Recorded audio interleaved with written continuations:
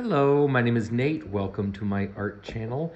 I'm not normally a voiceover guy, but I had over 5 hours of video here to show you, and I had to cut it down to at least half an hour. So I figured a voiceover would be much easier than trying to explain as I go.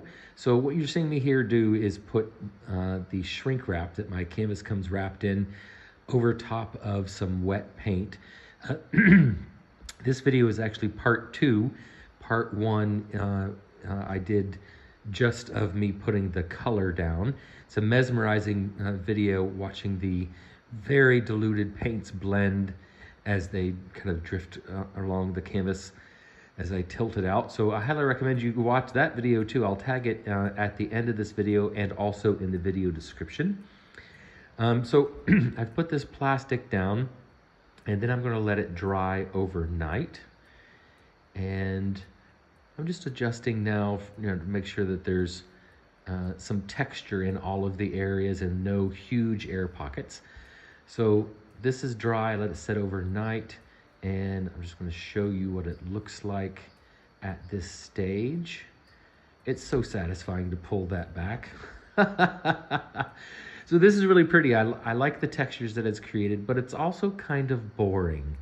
There's not any strong contrast, but it's got some beautiful details. So this makes a great background to build upon. So I'm just giving you a close-up here of these details.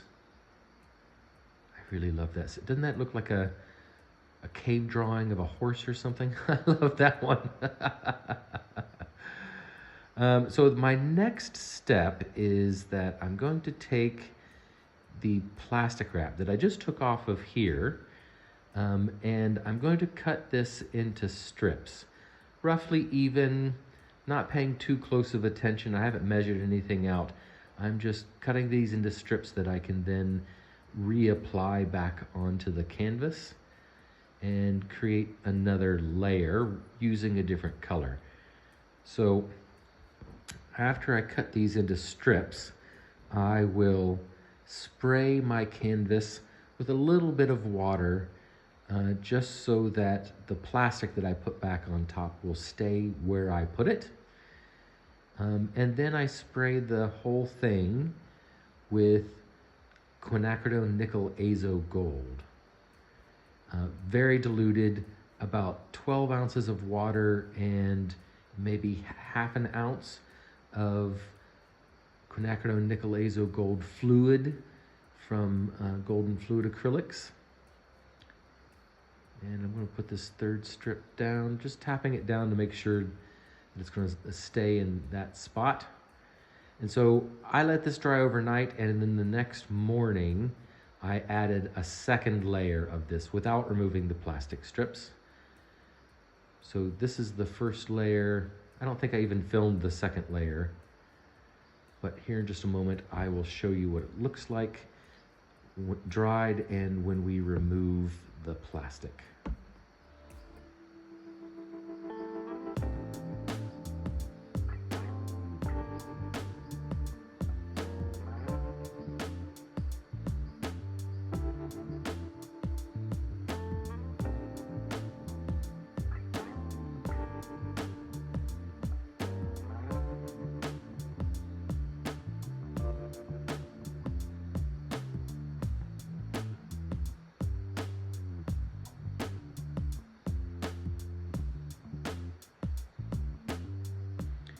So isn't that cool?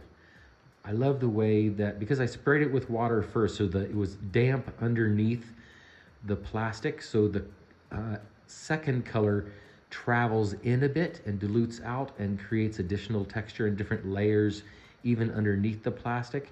You can still see the blues and you can still see the greens and you can still see the other texture underneath this layer. I love the way that worked out. But this double layer of paint here, I've broken all of the binders in the paint by diluting it with so much water. So if I took a damp cloth to this, I could rub most of this off. So my next step before I do anything else is to put on an isolation coat. And I decided to pour it on this time. This is a mix of golden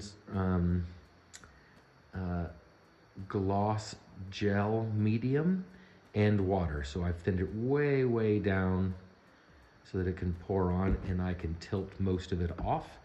And again, I'm going to let this dry overnight. And now that layer is sealed in, so it doesn't matter what I do on top of this, it's going to stay exactly like that. And none of that color will come off. So now I'm spraying it with water again, and then rubbing it in just to make sure I have an even coat all the way around. And I want lots of water on the canvas this time, because now I'm going to brush on a mix of Amsterdam greenish blue and Amsterdam lamp black. And I'm going to cover the entire surface of the canvas. And I want to make sure that that paint is also very, very fluid. And I'm not worrying about the brush lines. I'm just trying to make sure that I get full coverage all the way across the canvas.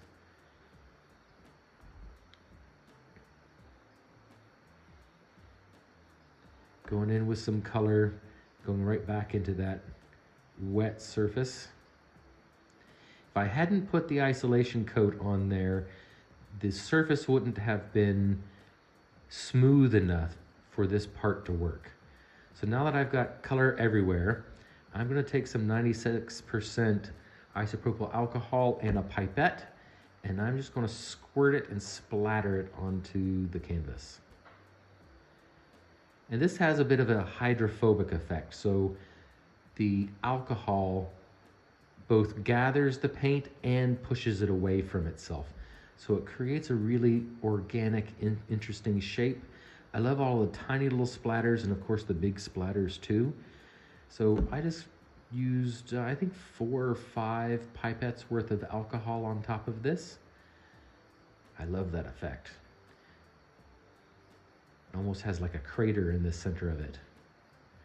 Very cool. So now I'm just getting that kind of structure all around the canvas. That spot right there is a little drier than the rest of the canvas, and that's why the effect didn't work as well in that section. So if that happens to you if you ever try this, it's because you don't have enough water in the paint.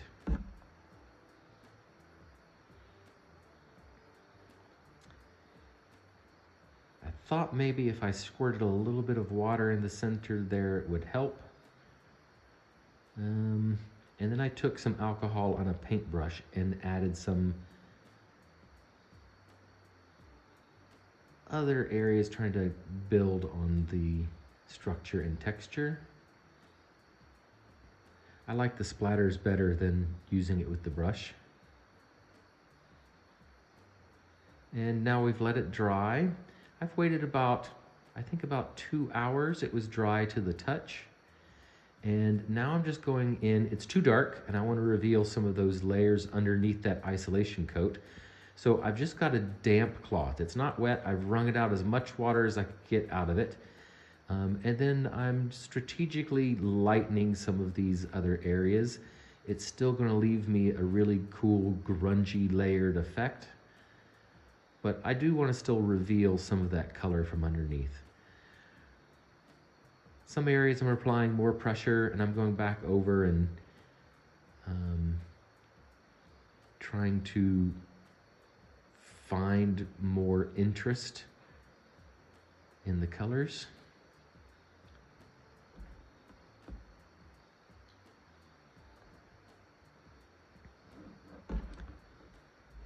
I think I ended up letting this dry and doing it another step 8 times during this painting, so it really transforms a lot. There's several places where I could have stopped, but it never quite felt finished to me. I think this is cool, and I think I could have left it at this spot. In fact, I think I did a close-up of this just so you could get the details of what this looks like. This was the next morning, and I thought I'd Try and lighten a few more areas. There's no, again, I broke all of the binders by adding so much water to that acrylic paint that this color still comes off the next day.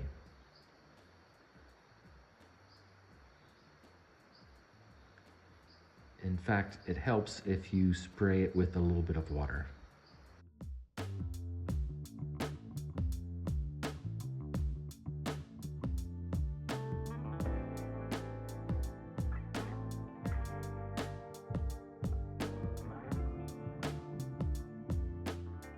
So this is what it looks like after I've wiped it off and let it dry.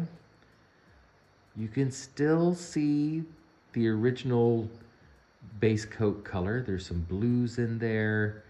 I think I've lost most of the green, but there's some hints of it. Obviously the quinacridone, and now this layer of the blue-black, with all of the texture that the alcohol created too. So that's really cool. But now I'm going to apply some tape and move on to another step.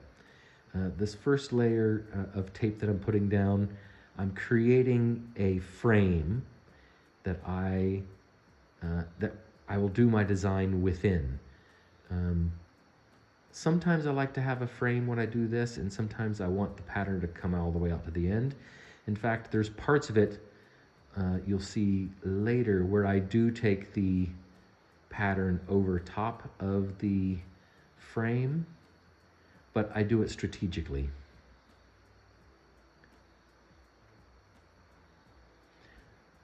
Press that down and make sure it's nice and tight. And then I go in with a wide strip of some 3M painter's tape going diagonally. And I know because I didn't go directly center over the edge, that's going to create a little bit of imbalance in the pattern that I'm about to create. But I accept that and just use it to my advantage. It's another way for it to be a little abstract. It's not perfectly centered. It's very much easier if to tape a straight line by following a straight line. So get your first line down and then use that to build out. Sometimes it's easier to start from the side, and sometimes it's easier to start from the center like I did. So now I'm going to measure where I'm going to cut my pattern. And I like to use the centimeter side because it's a lot more accurate than going quarters or halves on the inches. And I started off, I was going to go 4 centimeters, but I decided to make it 5 and make it a little bit bigger, and I'm glad I did that. So I'm just following that 5 centimeters out. But I didn't go right to the end. I decided to leave a little gap at the top and the bottom, or a bigger section. And now I'm just drawing in the lines where I'll be cutting later. Because the 3 bottom layers are very organic, I wanted this layer to be geometric. So I've got my sections, and now I'm just trying to decide on what kind of pattern I want to create. Do I want it to be exactly the same in every area, or do I want to, make some areas 2 sections, or do I want to make some sections 3 or 4? So I'm just kind of feeling that out as I go, and as usual, I decide to not follow a strict pattern, but to go a little bit random. So I ended up like this. All of the places where you see an X are a section that I'm going to keep. So you can see in some areas I have 2 X's right next to each other. Some of them there's only 1 and then it skips. And there's one section where I end up doing, I think, 4 in a row. Even though I didn't mark it that way. So now I'm just using my my little painter's knife. I think they call it a pen knife or an art knife. I like it. It's super easy to use, and it's very easy to cut through that painter's tape and not cut through the canvas. So I really like using it. And I'm removing all of the in-between strips, and now I can take out the other sections inside.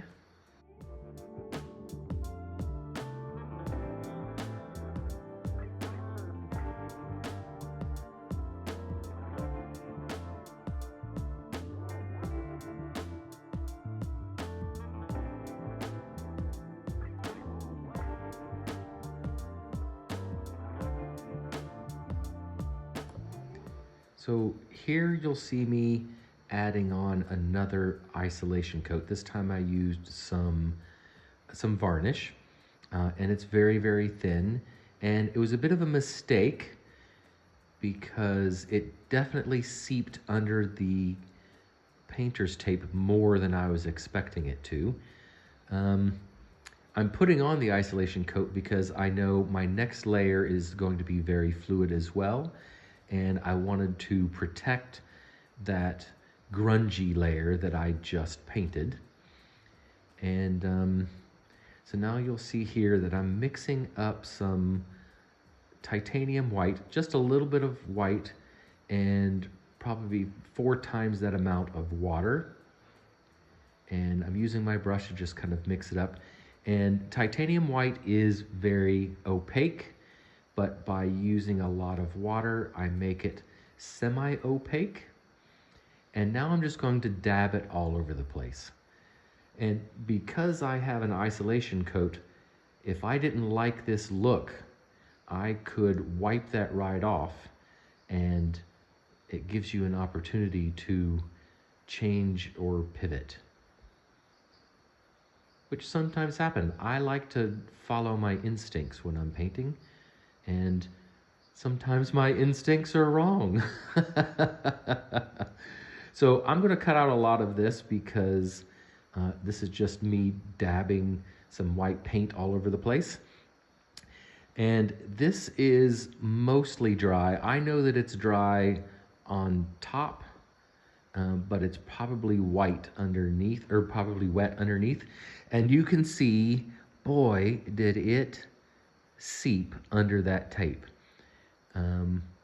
I think I edited out my temper tantrum.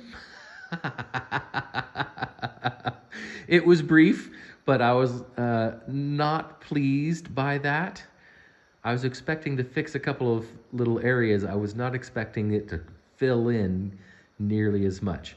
But that's okay, this is when we pivot.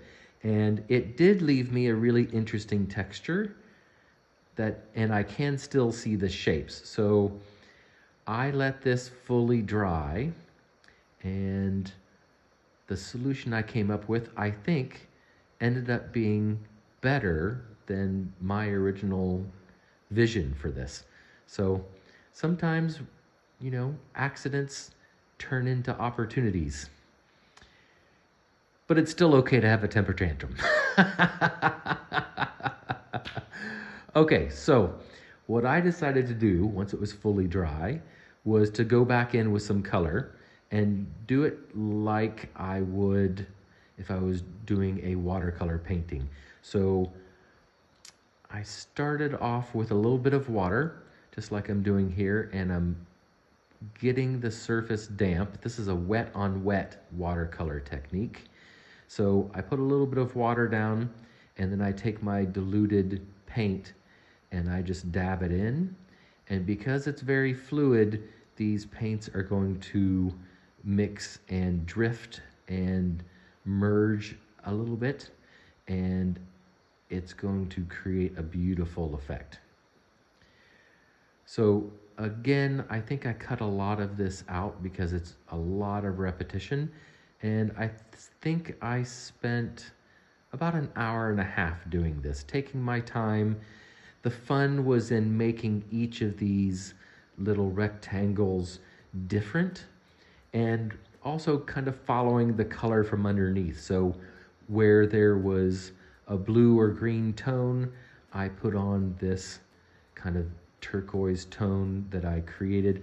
Oh yeah, that color is a mix of sap green from Amsterdam, phthalo blue, and a little bit of Payne's gray. And it's a really nice deep color, and it blends so beautifully with this quinacridone nickel azo gold. So that's the second layer of QNAG on this.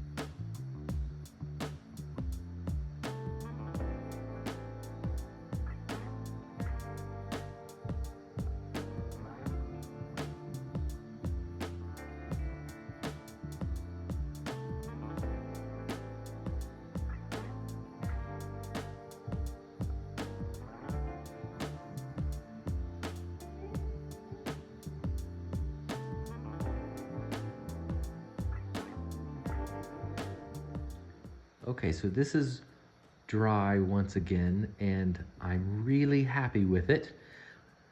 My favorite part is that blue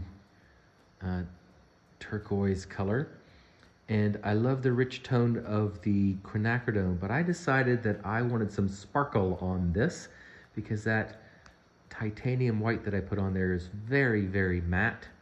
So I wanted some sparkle on this. So I decided to go back over it all again with a little bit of water, and then I really diluted some gold paint. I believe this is Tri-Art Iridescent Pale Gold. And once again, doing that wet on wet watercolor look. Everywhere that I had put the quinacridone nickel azo gold, I'm now adding a layer of gold metallic directly on top of it. And I think it was the best decision I made in the whole painting. This is my favorite part. It's so beautiful. And you'll see when we get to the dry results, which are coming up very soon.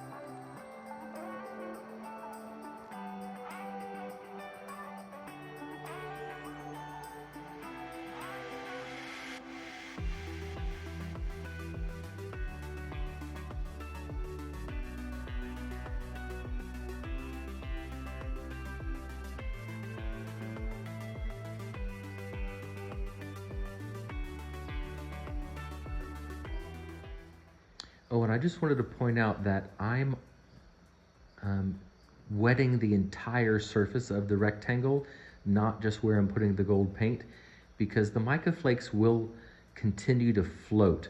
So I'm only putting it on the orange areas for the most part, but it floats over top of the blue-green color too. So um, it kind of merges in that way, and it really looks organic. It's beautiful.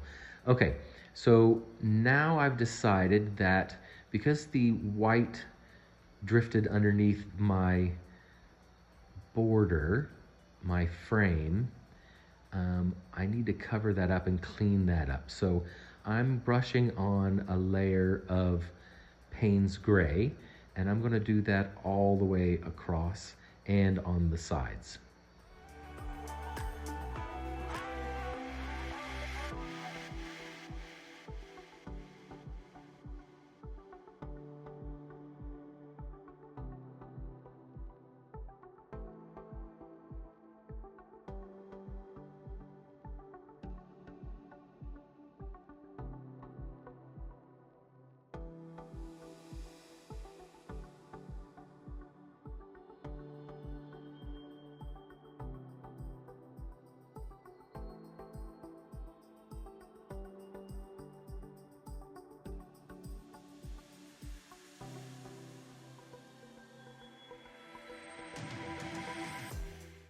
I love that it has a border. It's so nice. It brings that design really to life by giving it that dark border. I did break the pattern a little bit, and I left a couple of gaps.